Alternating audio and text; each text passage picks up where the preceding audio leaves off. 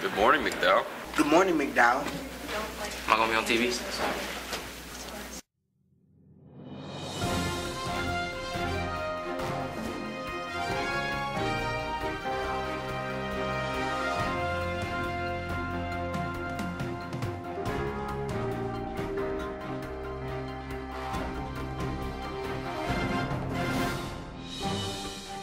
This summer, Appalachian State University is offering a 3-week program for juniors interested in business careers.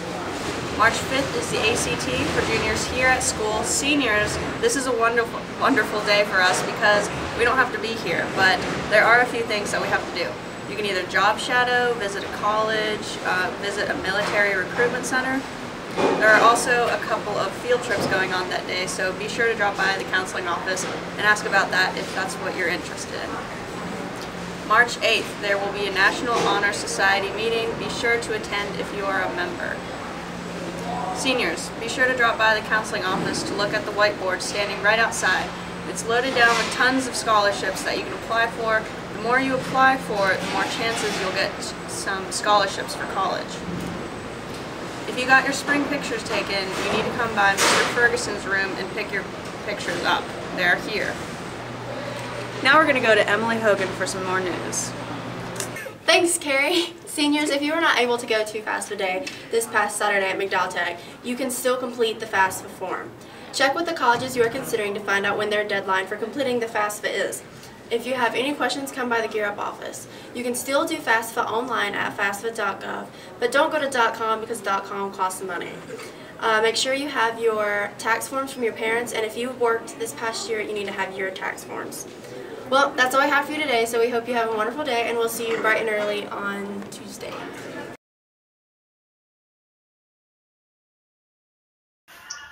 Hi, McDowell County. My name is Josh Lustig, and I'm a diplomat for the United States Department of State. I live and work in Rio de Janeiro, which is a city on the coast of eastern Brazil. Brazil is the biggest country in Latin America. I studied political science and journalism at the University of Maryland College Park, right outside of Washington, D.C. As a diplomat here in Brazil, my main job is to do visa interviews for Brazilians that want to travel to the United States. A visa is basically permission to travel to a different country. Right now, Brazil is growing a lot economically. It's becoming a richer country, and a lot of Brazilians want to travel abroad to other countries. And Brazilians especially like to travel to the United States. Lots of Brazilians go to Disney World for their 15th birthday. Brazilians go to New York City. They also go to Miami a lot. And so we have a lot of demand right now for Brazilians coming to the United States. For a Brazilian to come to the United States, they're required to come to either a consulate or an embassy. Somewhere in the country to have an interview. And at that interview, we ask them where they're going to be going, what they're going to be doing, and who they're going to be traveling with. And after that, they usually get a visa, and they are able to travel to the United States.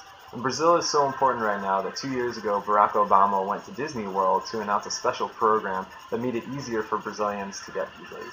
And so you can imagine that we do a lot of work here. Every single day, I do about 150 visa interviews. That means I'm speaking to about 150 Brazilians who want to go to the United States. So it's a lot of work.